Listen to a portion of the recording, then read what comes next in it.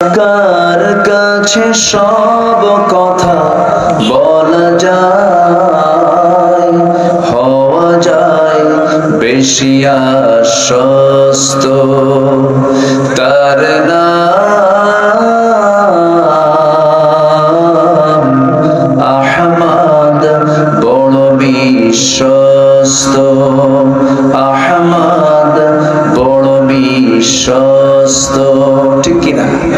সবচেয়ে বেশি বিশ্বস্ত বন্ধু মুহাম্মদ সাল্লাল্লাহু আলাইহি ওয়াসাল্লাম। যেজন কখনো ব্যথা দিতে জানে না, যেজনকে বলি মুছে দেয় বেদনা, যেজন কখনো ব্যথা দিতে জানে না, যেজনকে বলি মুছে দেয় বেদনা।